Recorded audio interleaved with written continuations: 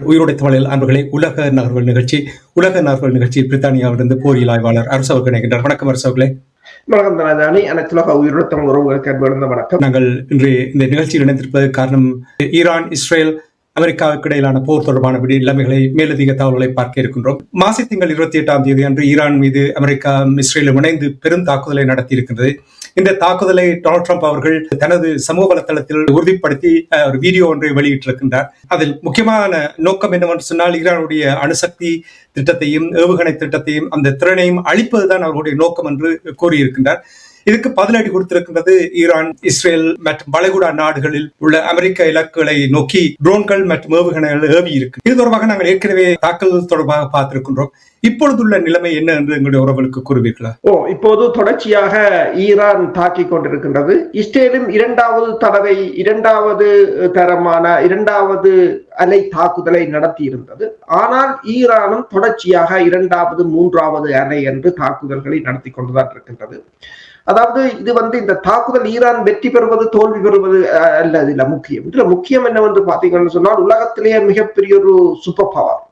அந்த super பவருடன் Iran ஒரு challenge பண்ணுகிற ஒரு நிலைதான் எல்லோரும் பேசுகிறார்கள். அது தொடர்பாகத்தான் பேசுகிறார்கள். என்று சொன்னால், உடனடியாகவே போன தடவை போல 2025 ஆண்டு போல அல்லாது இந்த தடவை உடனடியாகவே பதிலடியை கொடுத்து விட்டது ஈரான் என்ற ஒரு பேச்சுக்கள்லாம் எழுகின்றன. பலதரப்பட்ட ஏவுகணைகளை ஈரான் பயன்படுத்தி இருக்கின்றது. பல இடங்களில் விழுந்து வெடித்திருக்கின்றது. நீங்கள் பார்க்கலாம், பஹ்ரைனாக இருக்கலாம், ஈராக்காக இருக்கலாம், சிரியாவாக இருக்கலாம், ஜோர்டானாக இருக்கலாம், கட்டாராக இருக்கலாம், ஓமானாக இருக்கலாம், சவுதி அரேபியா, UAE என்று சொல்லி. இப்ப இதுல எங்கட சேனலை பார்க்கிறவர்கள் கூட கட்டாரில் இருக்கிறவர்கள் இதில் கமெண்டில் எழுதியிருக்கிறார்கள். என்று சொன்னால், தாங்கள் இருக்கிற இடத்திலும் தங்கள் கேட்டுக்கொண்டிருப்பதாகவும், இன்னொருவர் எழுதியிருக்கிறார் 40 வெடிப்பதிர்வுகள் அந்த அமெரிக்காவின் தளப்பகுதிகளில் தங்களுக்கு கேட்டதாகவும், புகைமூட்டங்கள் எழுப்பியதாகவும் இதற்குள்ள போட்டிருக்கிறார்கள். அவ்வாறுதான் பலரும் சமூக வலைத்தளங்களில் தமது பதிவுகளை போட்டுக் கொண்டிருக்கிறார்கள். இஸ்ரேல் டெல் அவீவ் பகுதியில் 2 இடங்களில் கடுமையாக சேதம் ஏற்பட்டிருப்பதாகவும், நகரங்கள் முழுவதும் இஸ்ரேல் பகுதியில் வெடிச்சோடி போய் இருக்கின்றது என்றும், ஆனால் ஈரானில் மக்கள் வீதிகளில் இறங்கி அரசுக்கு ஆதரவாக போராடுவதை பார்க்கக்கூடியதாக இருக்கின்றது. அயத்துல்லா ஹமேனியின் இடத்தை தான் முதலில் தாக்கினார்கள். ஹமேனியின் இடத்தை தாக்கியது மட்டுமல்லாது, ஈரான் டிஃபென்ஸ் மினிஸ்டர், ஈரான் அரச தலைவர், ஈரான் படை தளபதிகளைத்தான் முதலில் குறிவைத்தார்கள். ஆனால் அவர்களை அங்கிருந்து வெளியேற்றி விட்டதாக கூறப்படுகிறது. இருந்தாலும் அயத்துல்லா ஹமேனியின் இடம் முற்றாக அழிக்கப்பட்டிருக்கிற புகைப்படங்களை பார்க்கக்கூடியதாக இருக்கின்றது. அதே சமயம் பஹ்ரைனுக்கு 2வது தடவை, பஹ்ரைனில் இருக்கின்ற அமெரிக்காவின் 5வது கடற்படை பிரிவு தளத்தின் மீது 2வது தடவையும் ஈரான் தாக்கி இருக்கின்றது. நீங்கள் அந்த தாக்குதலை பார்க்கும் போது ஷஹேட் 136 ரக தாக்குதல் விமானம் தான் வீழ்ந்து வெடித்திருக்கிறது. கிட்டத்தட்ட ஒரு $30,000 பெறுமதியான அந்த விமானம், கிட்டத்தட்ட $300 மில்லியன் பெறுமதியான AN/TPY-2 ரக ரடார் என்று சொல்றது. அது ஏர்லி வார்னிங் சிஸ்டம். கிட்டத்தட்ட 2004ஆம் ஆண்டுல இருந்து, ஈராக் போரின் பின் இருந்து அங்கு பொருத்தப்பட்டிருந்தது அந்த ரடார். அதுதான் அந்த தளத்தின் முக்கிய ரடார் மையம். அதை தகர்த்திருக்கிறார்கள். அது தெளிவாக தெரிகின்றது. ஆனால் அமெரிக்காவின் ஜோர்டானில் 2 ஏவுகணைகள் ஜோர்டானில் இருக்கின்ற அமெரிக்காவின் வான்படைத்தளம், அங்குதான் அமெரிக்கா அதிக வான்கலன்களை நிறுத்தி வைத்திருப்பதுண்டு. அங்கு 2 ஏவுகணைகள் வீழ்ந்திருக்கின்றன. 200க்கும் மேற்பட்ட படையினர் அங்கு கொல்லப்பட்டிருக்கிறார்கள் என்று ஈரானிய ராணுவம் தெரிவிக்கின்றது. ஆனால் சென்ட்ரல் அமெரிக்காவின் மத்திய கட்டளை பீடம் அதனை மறுத்திருக்கின்றது, அவ்வாறு இறக்கவில்லை என்று. அங்கிருப்பவர்கள், இப்ப குவைத், கட்டாரில் இருக்கிறவர்கள் கூறுகிறார்கள், ஏற்கனவே அந்த தளங்களில் இருந்து அமெரிக்க படையினர் வெளியேறிவிட்டார்கள். ஏனென்று சொன்னால் தளங்கள் தாக்கப்படலாம் என்பதால் அதனால் உயிரிழப்புகள் ஏற்படவில்லை என்று. அதே போலதான் ஈரானிலும் இருந்து முக்கிய தளபதிகள், தலைவர்கள் எல்லாம் அந்தந்த இடங்களில் இருந்து வெளியேறிவிட்டார்கள். இப்போது ஈரான் கூறுகிறது, மக்களை, தெஹ்ரான் பகுதியில் இருக்கிற மக்களை, நீங்கள் உங்களுக்கு விரும்பினால் நீங்கள் நகரத்தை விட்டு இப்போதைக்கு வெளியில் சென்றிருங்கள். என்று சொன்னால் தாக்குதல் உக்கிரமாக நடைபெற போகின்றது. மக்களின் இலக்குகளைத்தான் அவர்கள் தாக்குகிறார்கள். எனவே உயிரிழப்புகளை தவிர்ப்பதற்காக நீங்கள் வெளியில் சென்றிருங்கள் என்று கூறியிருக்கிறார்கள். ஒரு மகளிர் பாடசாலை, அதாவது பிரைமரி ஸ்கூலின் மீது விழுந்த ஏவுகணை, அதாவது ஏவுகணையினால் இஸ்ரேல் மேற்கொண்ட தாக்குதலினால் 85 குழந்தைகள் கொல்லப்பட்டிருக்கிறார்கள். கிட்டத்தட்ட எங்களை வன்னியில செஞ்சோலை மீது விழுந்த குண்டு மாதிரி தான் அது குண்டு. அங்கும் உங்களுக்கு தெரியும், எத்தனையோ 70க்கும் மேற்பட்ட குழந்தைகள் அங்கு செத்திருந்தார்கள். அதே போலதான் இங்கும் குழந்தைகள் இறந்திருக்கிறார்கள். இதற்கு பதிலடியாக அபாஸ் அரக்சிசோ கூறியிருக்கின்றார், இந்த பிள்ளைகளின் சாவுக்கு தாங்கள் ஒரு பதிலை இஸ்ரேலுக்கு கொடுப்போம் என்று கூறியிருக்கிறார்கள். இஸ்ரேலில் பெருமளவில் சேதங்கள் ஏற்படவில்லை. ஏன் என்று சொன்னால் அவர்கள் பெருமளவில் இந்த ஷெல்டர்ஸ், பதுங்கு குழிகளில் தான் எல்லோரும் சென்று பதுங்கி இருக்கிறார்கள். அதே நேரம் ஈராக்கின் வெளிவார அமைச்சர் ஒன்றை கூறியிருக்கின்றார். என்னென்று சொன்னால், அதாவது தங்கள் உயர் அதிகாரிகள், தளபதிகள், தலைவர் எல்லோரும் பத்திரமாக இருப்பதாக கூறியிருக்கின்றார். அயத்துல்லா ஹமானி பேசுவதாக இருந்தது, ஆனால் இன்று வரையும் அவற்றை பேச்சை கேட்கவில்லை, நாங்கள் பார்க்கவில்லை. அதே நேரம் வேறு நாடுகளின் உதவியை தொடர்பாக பேசப்பட்ட போது அபாஸ் அரக்சிசோ கூறியிருக்கின்றார், தங்களுக்கு வேறு நாடுகளின் உதவி தேவையில்லை, இப்போதைய நிலையில் தங்களால் சமாளிக்கக்கூடியதாக இருக்கின்றது. இந்த போரை தங்களுக்கு பெருசாக இந்த போரை சமாளிப்பதில் தங்களுக்கு பெரிய சிரமங்கள் இருக்காது. எனவே வெளிநாடுகளின் உதவிகள் தங்களுக்கு இப்போதைக்கு தேவையில்லை என்று கூறியிருக்கின்றார். அது மட்டுமல்லாத அவர் இன்னொன்றையும் கூறியிருக்கின்றார். என்று சொன்னால், அமெரிக்க அதிபர் ட்ரம்ப் எந்த பெரிய ஒரு பவர்ஃபுல்லான அரசு தலைவராகவும் இருக்கலாம், அது தங்களுக்கு பிரச்சனை இல்லை. ஆனால் அவருக்கு வேறொரு நாட்டின் விவகாரத்தில் தலையிடுவதற்கு எந்த அதிகாரமும் இல்லை. அவர் எந்த பெரிய ஒரு பவர்ஃபுல்லான அரசு தலைவராக இருந்தாலும் என்று கூறியிருக்கின்றார்கள். ஆனால் அதே சமயம் நீங்கள் பார்த்தீங்கன்னு சொன்னால், ஈரான் தாக்குதல்களில் ஃபெட்டா ரக, அதாவது மேக் 13-15 என்று சொல்றது, கிட்டத்தட்ட ஒலியை விட 13-15 மடங்கு வேகத்தில் செல்லக்கூடிய ஃபெட்டா ரக ஏவுகணைகளை 1400 கிலோமீட்டர் தூர வீச்சு கொண்டவை, அவற்றையும் ஈரான் பயன்படுத்தி இருப்பதை அந்த காணொலிகள் மூலம் பார்க்கக்கூடியதாக இருக்கின்றது. ஈரான் என்ன செய்கிறது என்று சொன்னால், முதலில் ஒரு தொகுதி ஆளில்லாத தாக்குதல் விமானங்கள் ஷஹீத் 136 போன்ற விமானங்களை அனுப்புகின்றது.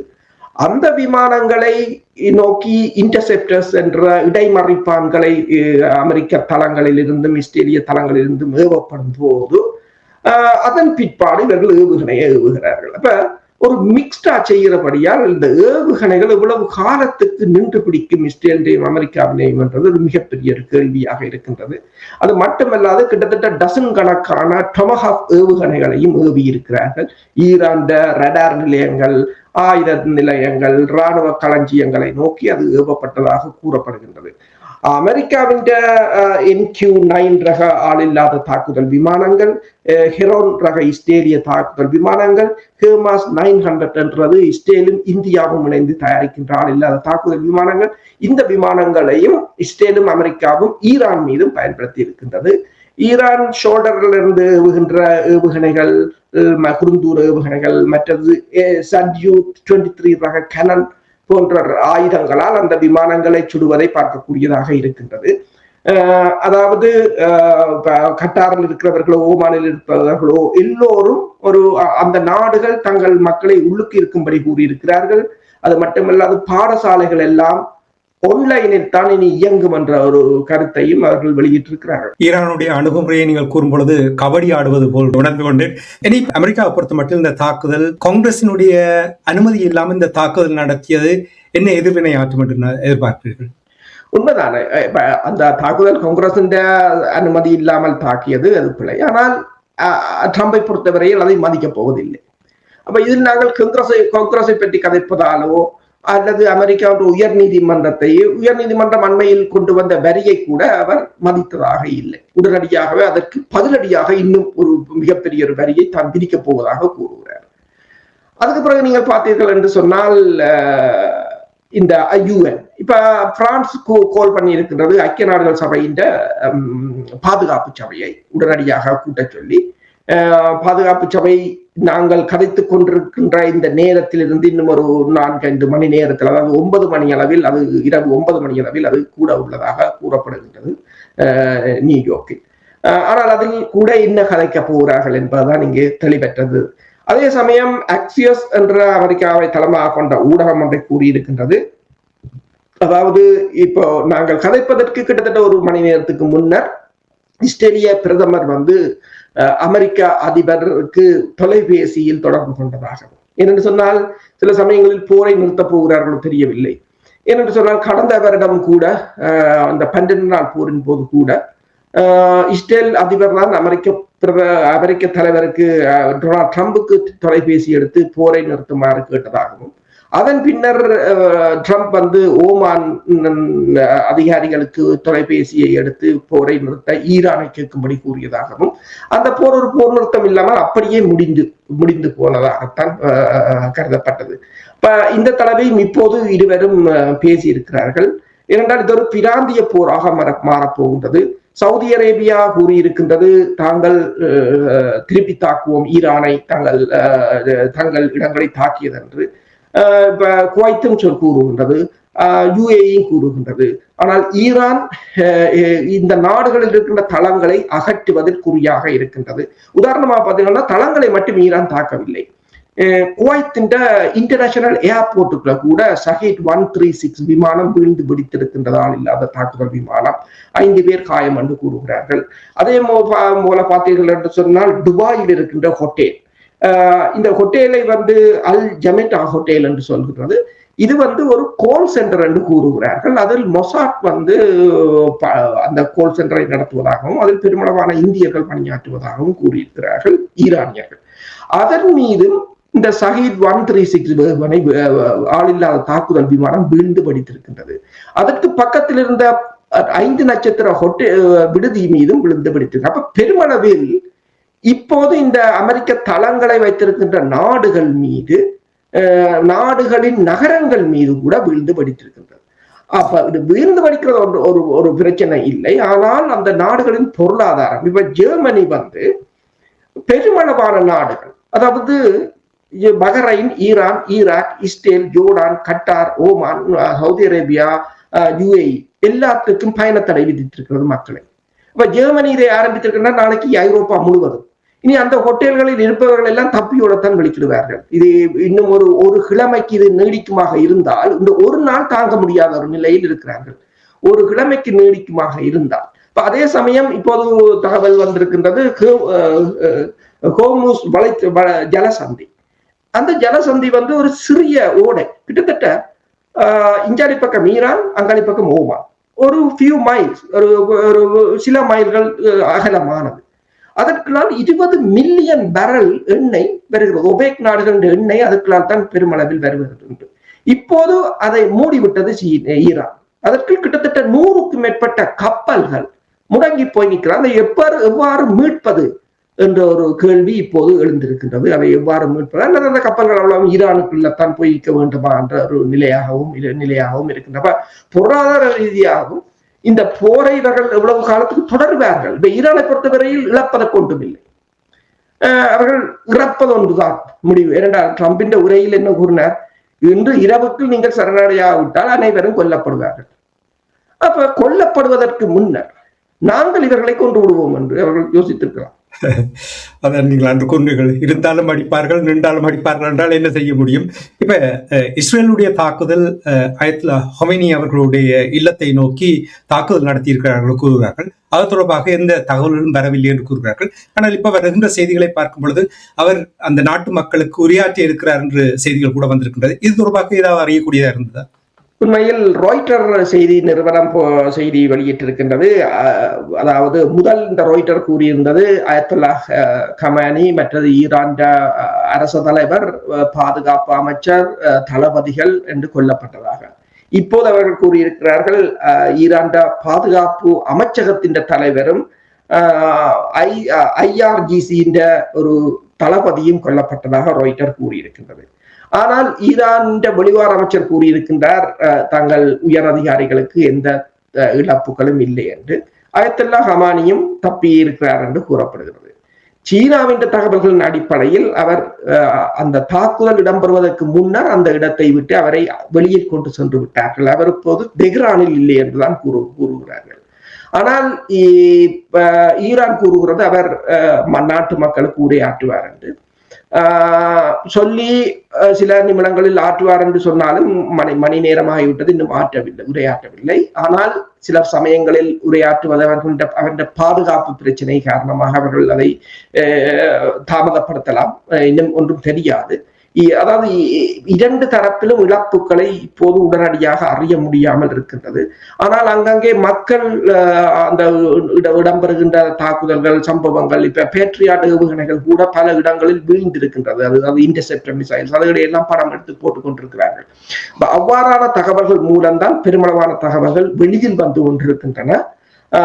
ஆனால் இன்னும் சில நான் நினைக்கிறேன் இப்ப நாளை அளவில் ஓரளவு கூடுதலான தகவல்களை நாங்கள் அறியக்கூடியதாக இருக்கும். தாக்குதல் நடந்தாலும் உளவியல் போர் நடக்கின்றது தெரிகின்றது என்றால், நீங்கள் ஆரம்பத்தில் கூறினீர்கள் அமெரிக்காவுடைய அதிபர் டொனால்ட் ட்ரம்ப் அவர்களும் பெஞ்சமின் நெட்டன்யாஹு இருவருமே ஈரானிய மக்களை நோக்கி உங்களுக்காகத்தான் இந்த போர் நடத்துகிறோம் என்று அவர்கள் கூறியிருந்தார்கள், உங்களுக்கு ஒரு விடுதலை பெற்றுத் தருவதற்காக என்று கூறுகிறார்கள். ஈரானிய மக்கள் இதை எப்படி எடுத்துக் கொள்வார்கள்? ஈரானிய மக்கள் நீங்கள் பார்த்தீர்கள் சொன்னால் இரண்டு படங்களை போட்டிருக்கிறார்கள். ஒரு பக்கம் இஸ்ரேலின் தெருக்கள் எப்படி இருக்கின்றது என்று, அது அப்படியே வெறிச்சோடி போய் இருக்கின்றது. எல்லோரும் நினைக்கிறேன் குண்டுகளில் இருந்து பாதுகாக்கின்ற பங்கர்களுக்கு இருப்பார்கள் போல் தெரிகிறது. மறுபுறம் ஈரான் பக்கத்தை போட்டிருக்கிறார்கள். மக்கள் வீதிகளில் இறங்கி அரசுக்கு ஆதரவாக பெரிய போராட்டங்களை நடத்தி கொண்டிருக்கிறார்கள். இன்னொரு பக்கம் இந்திய சேனல்கள், இந்தியாவின் சமூக வலைத்தளங்கள் போடுகிறது. ஒரு சிலர், ஒருவர் தான் அந்த ரோட்டில் நின்று ஆடுகிறார், அதாவது இந்த அமெரிக்காவின் குண்டு வீச்சால் ஈரானில் மக்கள் ஆடுகிறார்கள் என்று ஒரே பிரச்சாரம் இரண்டு பக்கமா இருக்கிறதே தவிர, நீங்கள் கூறியது போல அவர் ட்ரம்பின் உரையை நீங்கள் உரையாற்றியிருந்தார். தாக்குதல் ஆரம்பித்த பிற்பாடு ஒரு உரையாற்றியிருந்தார். அதை நீங்கள் வடிவாக கேட்டால் தெரியும் என்ன அவர்களுடைய நோக்கம். அவர் கூறுகிறார், நாங்கள் குண்டைத்தான் வீசுவோம், ஆட்சியை மாற்ற வேண்டியது உங்கள் பொறுப்பு, அதாவது இந்த அரசை பலவீனமாக்குகிறோம், நீங்கள் கையில் எடுங்கள் ஆயுதங்களை, அல்லது நீங்கள் இந்த அரசுக்கு எதிராக போரை தொடுங்கள் என்று. ஏனென்றால் முதலில் இந்த ஈரான் பொருளாதாரத்தை முடக்கினார்கள். ஈரான் பொருளாதாரத்தை முடக்குவதற்கு UAE தான் பயன்படுத்தினார்கள். ஈரானிடமிருந்து பெருமளவான பங்குகளை வாங்கிவிட்டு அதை உடனடியாக விட்டு பணத்தை வீழ்ச்சியடைய செய்து அந்த மக்கள் போராட்டத்தை ஏற்படுத்த டிசம்பர் ஜனவரி மாதம் அளவில் முயன்றார்கள். அது தோற்றுவிட்டது. அதற்கு பிறகு உள்ளக கலவரங்களை ஏற்படுத்த முற்பட்ட நிலையில் அதையும் ஈரான் முறியடித்து விட்டது. இப்போ நிலைமையை பார்த்தீங்கன்னு சொன்னால் உள்ளுக்கிலிருந்து ஒரு தாக்குதலுமே இல்லை என்ற ஒரு நிலையாகத்தான் முற்றாக முறியடித்து விட்டார்கள். அது மட்டுமல்லாது ஈரானில எந்த விதமான இன்டர்நெட் வசதிகளையும் எல்லாவற்றையும் துண்டித்து விட்டார்கள். இரண்டு ஸ்டாலிங் இதற்கு முதல் கிட்டத்தட்ட 40,000 ஸ்டாலிங் டிவைசஸை கைப்பற்றியிருந்தார்கள். உள்ளுக்குள் கடத்தி கொண்டு வரப்பட்டது.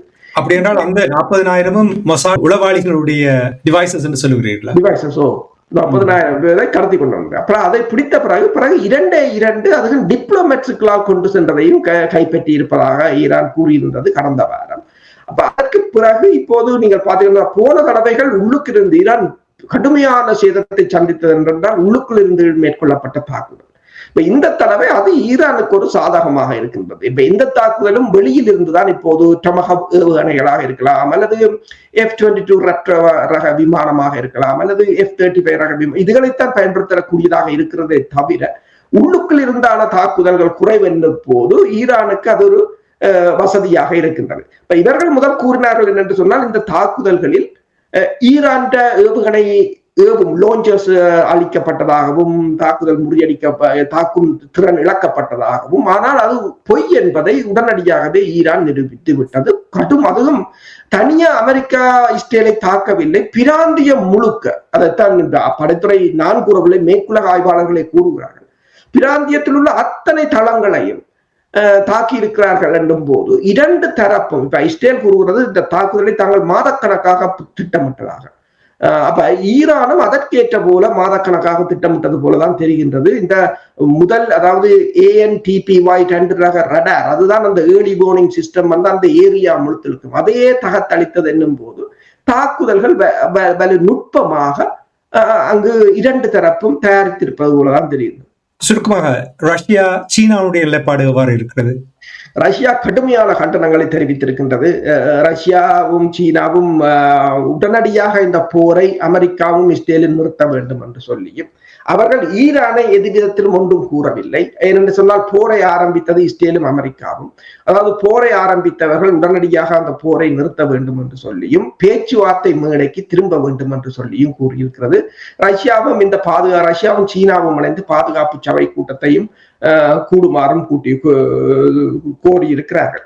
அதே போல சீனா ஒன்றை கூறியிருக்கிறது. அதாவது அயத்துல்லா ஹமானியின் சீனாவின் ஊடகங்கள் தெரிவித்திருக்கின்றன. அவர் அந்த இடத்திலிருந்து முதலில் வெளியேறியதை சீனாவின் ஊடகங்கள் தான் போட்டிருக்கின்றன. அதே போல ரஷ்யாவின் தேசிய பாதுகாப்புத்துறையின் பிரதி தலைவர் கூறியிருக்கின்றார். அதாவது இது அமெரிக்கா பேச்சுவார்த்தை என்று சொல்லிவிட்டு ஆக்களை போரை செய்வது, ஆக்களை கொல்வது இஸ்ரேலுக்கும் அமெரிக்காவுக்கும் ஒரு கைவந்த கலை என்று சொல்லி அதைத்தான் இங்கு பார்க்கிறோம் என்று அவர் கூறியிருக்கின்றார். நிறைவாக ஈரானுடைய ரெவல்யூஷனரி கார்டனுடைய ஆயுதங்களை கீழே வைக்கவும் சரணடையுமாறு கேட்டிருக்கிறார்கள். சரணடைவார்கள் என்று நீங்கள் நம்புகிறீர்களா? சரணடைவதாக இருந்தால் அவர்கள் எப்பவோ சரணடைந்திருக்கலாம். இவ்வளவு தாக்குதல்களையும் நடத்த தேவையில்லை. அவர்கள் இப்போது சவுதி அரேபியாவோ கட்டாரோ ஓமானோ போன்ற நாடுகள் கூட எல்லோரையும் ஒரே களத்தில் சந்திக்கவும் தயார் என்ற நிலையில் தான் இருக்கிறார். அப்பாஸ் அரக்சி கூறியது போல அவர் இப்போதும் கூறுகிறார், இந்த போரை நாங்கள் சமாளிப்போம், எங்களுக்கு வெளிநாடுகளின் உதவிகளே தேவையில்லை என்று கூறுகிறார். நாங்கள் எல்லோரும் யோசித்தது ரஷ்யாவிடம் உதவி கேட்கலாம், சீனாவிடம் உதவி கேட்கலாம், அல்லது வடகொரியாவிடம் உதவி கேட்கலாம் என்று. அவர்கள் கூறுகிறார்கள் தங்களுக்கு எந்த உதவியும் தேவையில்லை, தற்போதைய நிலையில் எங்களால் சமாளிக்கக்கூடியதாக இருக்கிறது என்று தான் கூறுகிறார்கள். அதாவது இந்த ஈரான் ஏவுகணை பலமும் அல்லது தாக்குதல் உத்திகள் கட்டாராக இருக்கலாம், ஜோர்டானாக இருக்கலாம், யுஏஇயாக இருக்கலாம், எல்லா இடங்களிலும் அவர்களின் தாக்குதல் வீழ்ந்து வெடித்தது இன்டர்செப்ட் பண்ணினாலும் ஒரு தாக்குதல் ஷாஹித் 136 விமானத்தை கூட தடுக்க முடியாத நிலையில் தான் இருக்கிறார்கள் என்னும் போது இந்த போரை ஈரானை விட அமெரிக்காவும் இஸ்ரேலும் ஒரு நீண்ட நாளுக்கு நடத்த முடியாத நிலையாகத்தான் இருக்கு. அப்படி என்றால் ஒரு மட்டுப்படுத்தப்பட்ட தாக்குதலாக இந்த போர் முடிவுக்கு வருமா அல்லது நீடிப்பதற்கான வாய்ப்புகள் இருக்கிறதா? தற்போதைய நிலையில் இந்த போரை முடிவுக்கு கொண்டு வருவதற்குத்தான் அவர்கள் விரும்புவார்கள் என்று சொன்னால் கப்பலை கொண்டு போயாச்சு, பெரிய பில்டப்பை செய்தாச்சு, பேச்சுவார்த்தை என்று போயாச்சு, சரி ஒரு அடிச்சு போட்டோம். அதுக்கு பிறகு என்னடா வாரக்கிழமை வியன்னாவில சந்திக்க போறார்கள். அப்ப சரி அடிச்சதால ஈரான் எல்லாம் போன முறையும் அப்படித்தானே சொன்னவர்கள். அணு உலை 400 கிலோ யுரேனியமும் அழிச்சாச்சு, அணு சுத்திகரிப்பு நிலையம் அழிச்சபடியால் நாங்கள் முடிக்கிறோம் என்று. பிறகு இப்ப சொல்ல இல்லை அது இருக்கின்றால் அப்ப முதல் சொன்னது பொய் என்றுதான் எல்லோரும் கூறினார்கள். இப்ப ரஷ்யா சொல்லி இருக்கின்றது, ரஷ்யாவின் 2 அணு உலைகள் அங்கு இருக்கின்றன, அவர்கள் கட்டி கொண்டிருக்கிறார்கள். இப்போ ரஷ்யா ஒரு எச்சரிக்கை விடுத்திருக்கின்றது, தங்கள் அணு உலை மீது கை வைத்தால், அது மீது தாக்குதல் நடத்தப்படுமாக இருந்தால் விளைவுகள் பாரதூரமாக இருக்கும் என்று கூறியிருக்கிறார்கள். ஆனால் அது தொடர்பாக இப்ப இவர்கள் ஈரான் அணு சிறைவாக்களை செய்யக்கூடாது, அணு சக்தியை மேற்கொள்ளக்கூடாது என்று கூறினாலும் ரஷ்யா அங்கு 2 கட்டி கொண்டிருப்பது தொடர்பாக யாரும் வாய் திறப்பதே இல்லை. நன்றி அரசர்களே. இன்றைய நிகழ்ச்சியில் இணைந்து ஈரான், இஸ்ரேல், அமெரிக்காவுக்கு இடையிலான இந்த போர் நிலைமைகளை எடுத்து வந்திருந்தீர்கள். நான் நினைக்கிறேன் இன்று இரவு இந்த போர் இன்னும் விரிவடைவதற்கான வாய்ப்புகள் இருக்கின்றது. ஈரான் தொடர்ந்து தாக்குதலை நடத்தும் என்று எதிர்பார்க்கப்படுகின்றது. அவ்வாறு தாக்குதல்கள் நடைபெற்றால், மேலதிக தகவல் வந்தால் நிச்சயமாக நாங்கள் வெகு விரைவில் நாளை காலை உங்களோடு சந்திப்போம் என்று கூறிக்கொண்டு நிகழ்ச்சியில் இணைந்து கலந்து சிறப்பித்தமைக்காக அன்பர்கள் சார்பாக நன்றி கூறிக்கொண்டு மீண்டும் சந்திப்போம். நன்றி, வணக்கம் அரசர்களே. நன்றி. எமது பார்வையாளர்களுக்கு வணக்கம். மக்களின் குரலாய் ஓங்கி ஒலிக்கும் இலக்கு மின்னிதழ் மற்றும் உயிரோடை தமிழ் வானொலி ஆகிய இவ்விரு ஊடகங்களும் உங்களைப் போன்ற எமது நேயர்கள், நண்பர்களின் ஆதரவிலேயே இயங்கி வருகின்றன. மிக குறைந்த வளங்களுடன் பல இடர்கள் மற்றும் தடைகளை தாண்டி பயணிக்கும் எமது ஊடகங்களின் பணிகள் மேலும் வளர உங்களால் முடிந்த நிதியுதவியை வழங்கி இன்னும் காத்திரமான செயற்பாடுகளை முன்னெடுக்க உதவுமாறு மிகவும் பணிவன்புடன் வேண்டி நிற்கின்றோம். உங்கள் பங்களிப்பு உங்களின் உரிமை குரலாய் ஓங்கி ஒலிக்கும். நன்றி.